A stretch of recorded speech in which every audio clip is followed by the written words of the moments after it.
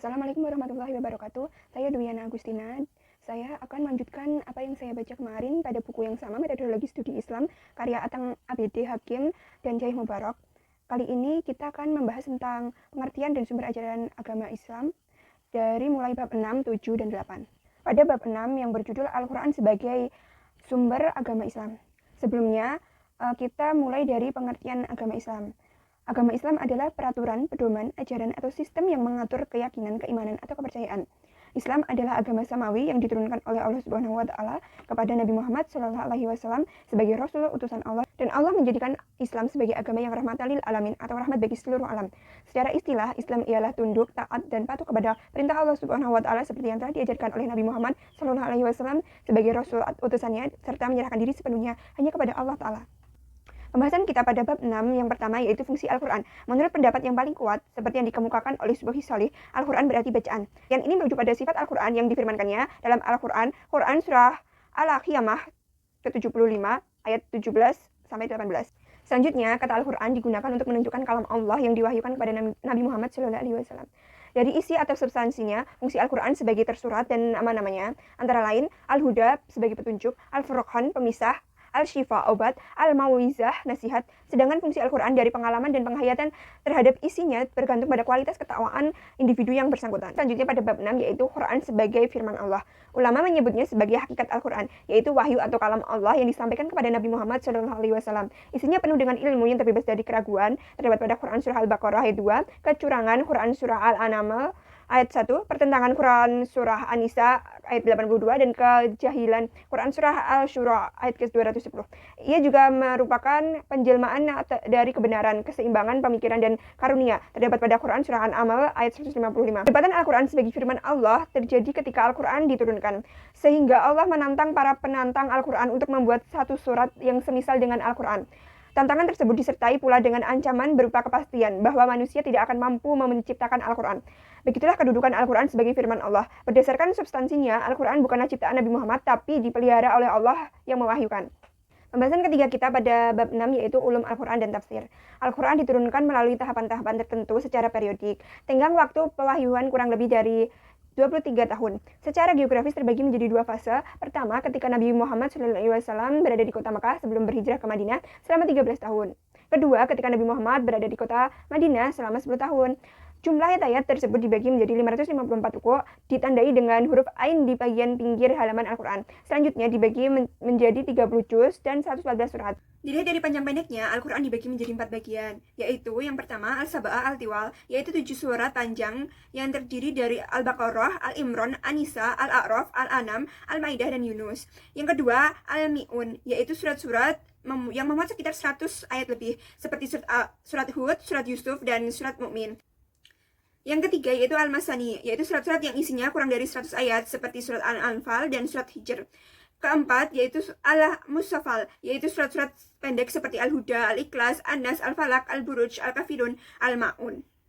Selanjutnya penulisan ayat-ayat Al-Quran. Pada masa Nabi Muhammad, ayat-ayat Al-Quran masih berserakan dalam bentuk tulisan di atas pelepah daun kurma, lempengan batu, dan kepingan tulang, dan hafalan para sahabat. Para penghafal pada masa itu adalah Khulafaur Rasyidin Abu Bakar, Umar bin Khattab, Utsman bin Affan, dan Ali bin Abi Thalib. Saat Huzaifah, Abu Hurairah, Abdullah bin Mas'ud, Abdullah bin Umar bin Khattab, Abdullah bin Abbas, Muawiyah bin Abu Sufyan, Aisyah, dan lainnya.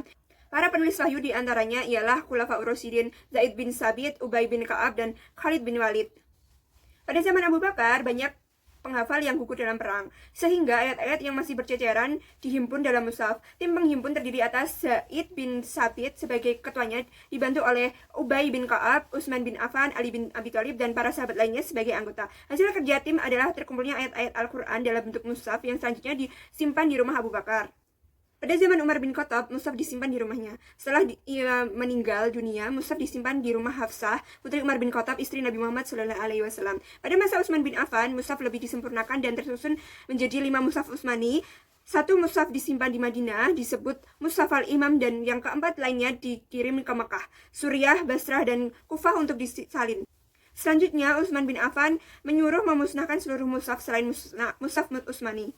Lanjut pada bab 7 yaitu hadis sebagai sumber agama Islam. Yang pertama, beberapa istilah seputar hadis. Dalam literatur hadis, banyak beberapa istilah lain yang menunjukkan penyebutan al-hadis seperti al-sunnah, al-khobar, dan al-atsar. Menurut kebanyakan ulama, tiga istilah tersebut sama dengan terminologi al-hadis, tetapi ulama lain ada yang membedakannya. Umat Islam sepakat bahwa hadis merupakan sumber ajaran Islam kedua setelah Al-Quran. Kesepakatan itu berdasarkan pada nas, baik yang terdapat dalam Al-Quran maupun hadis. Dalam Al-Quran terdapat pada surat An-Nisa ayat 59, surat Al-Maidah ayat 92. Selanjutnya, sejarah dan kodifikasi hadis. Penulisan resmi hadis dalam kitab-kitab hadis baru dimulai pada masa Bani Umayyah. Para ulama hadis tidak sependapat dalam menentukan jumlah periodisasi hadis. Ada yang membaginya menjadi 3 periode, 5, bahkan 7 periode. Periode pertama yaitu periode Nabi yang disebut masa wahyu dan pembentukan. Periode kedua adalah zaman Khulafaur Rasyidin. Masa dikenal dengan periode pembatasan hadis dan penyelidikan riwayat. Periode ketiga adalah penyebaran hadis ke berbagai wilayah, yang berlangsung pada masa sahabat kecil dan tabi'in besar.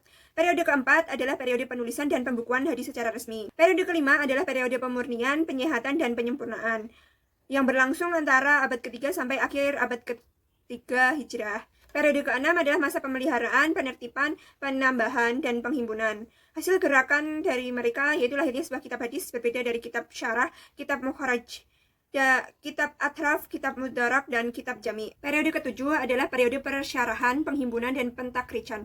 Ulama pada periode ini mulai membuat sistem hadis-hadis menurut kehendak penyusun, memperbaharui kitab-kitab mustakhraj dengan cara membagi-bagi hadis menurut kualitasnya dan cenderung menyusun hadis sesuai dengan topik pembicaraan. Selanjutnya, unsur-unsur hadis. Sebagai gambaran umum, hadis mempunyai 3 unsur pokok, yaitu sanad, matan, dan rawi. Pemaparan unsur pokok hadis secara luas dapat dibaca dalam kitab-kitab ilmu hadis atau ulum al-hadis. Lanjut pada bab 8 yaitu ijtihad sebagai sumber ajaran Islam. Yang pertama yaitu pengertian ijtihad. Secara bahasa, ijtihad berasal dari kata jahada yang berarti pekerjaan yang dilakukan lebih dari biasa, sulit dilaksanakan, atau tidak disenangi. Kata itu juga berarti kesanggupan, kekuatan, dan berat. Menurut Ibrahim Hossein, cakupan ijtihad hanyalah bidang fikih. Ijtihad secara istilah juga berlaku di bidang akidah atau akhlak, jelas tidak bisa dibenarkan. Berbeda dengan Harun Nasution yang menjelaskan bahwa pengertian ijtihad hanya dalam lapangan fikih adalah ijtihad dalam pengertian sempit. Dalam arti luas, menurutnya ijtihad juga berlaku dalam bidang politik, akidah, tasawuf, dan filsafat. Selanjutnya, dasar-dasar ijtihad. Dasar hukum ijtihad adalah Al-Quran dan As-Sunnah. Di antaranya ayat Al-Quran yang menjadi dasar ijtihad yaitu Quran Surah An-Nisa ayat 105 dan Quran Surah Ar-Rum ayat 21. Sunnah yang menjadi dasar ijtihad di antaranya hadis Amr bin Al-As yang diriwayatkan oleh Imam Bukhari, Muslim, dan Ahmad. Hadis lain yang dijadikan dasar ijtihad ialah hadis Mu'adz bin Jabal ketika ia diutus oleh Nabi ke Yaman sebagai hakim. Mujtahid. Terdapat perbedaan pendapat para ulama menentukan syarat-syarat yang harus dimiliki seorang mujtahid. Mujtahid adalah orang yang melakukan ijtihad melalui istinbat atau mengeluarkan hukum dari sumber hukum syariat dan tatbiq atau penerapan hukum. Rukun ijtihad antara lain al-waqi', ada khusus terjadi atau diduga akan terjadi yang tidak diterangkan oleh nas. Mujtahid, orang yang melakukan ijtihad melalui kemampuan untuk berijtihad dengan syarat-syarat tertentu. Dan yang ketiga, mujtahid fih, hukum-hukum syariah yang bersifat amali atau taklifi. Yang keempat yaitu dalil syara untuk menentukan suatu hukum bagi mujtahid fih. Menurut Abu Hamid Muhammad bin Muhammad Al-Ghazali, syarat-syarat untuk menjadi mujtahid ada 2. Yang pertama yaitu mengetahui syariat dan hal-hal yang berkaitan, sehingga mampu mendahulukan yang seharusnya didahulukan dan mengakhirkan apa yang seharusnya diakhirkan. Yang kedua yaitu adil dan tidak melakukan maksiat dan yang merusak keadilan. Menurut Abu Ishaq bin Musa al-Syatibi, ada 3 syarat mujtahid, yaitu memahami tujuan-tujuan syara, dapat melakukan penetapan hukum, dan memahami bahasa Arab dan ilmu-ilmu yang berhubungan. Selanjutnya, lapangan ijtihad. Ada 2 lapangan ijtihad, yaitu suatu yang tidak dapat dijelaskan sama sekali oleh Allah dan Nabi Muhammad SAW dalam Al-Quran dan Al-Sunnah. Yang kedua, yaitu sesuatu yang ditetapkan berdasarkan dalil, atau salah satunya. Selanjutnya, hukum ijtihad. Ulama berpendapat jika seseorang muslim dihadapkan pada suatu peristiwa, suatu masalah berkaitan dengan hukum syara, maka hukum ijtihad bagi orang itu bisa wajib ain, wajib kifayah, sunnah, atau haram tergantung kemampuan orang tersebut. Selanjutnya, ijtihad Nabi Muhammad SAW. Menurut para ulama, ijtihad Rasul dalam urusan bersifat keduniawian, pengaturan taktik dan strategi peperangan, dan keputusan-keputusan yang berhubungan dengan persengketaan. Namun, ada beberapa pendapat mengenai ijtihad Rasul yang urusan hukum-hukum agama. Selanjutnya, ijtihad sumber dinamika. Tantangan umat sekarang ada 2 macam, yaitu taklid kepada barat dan taklid kepada masa lalu. Taklid yang pertama muncul karena tidak mampu membedakan antara modernisasi dan cara hidup barat. Sedangkan taklid kedua muncul karena tidak mampu membedakan antara syariat sebagai wahyu dan pandangan masa lalu tentang syariat. Terima kasih atas perhatiannya. Mohon maaf apabila ada kesalahan kata dan kalimat. Semoga bermanfaat. Wassalamualaikum warahmatullahi wabarakatuh.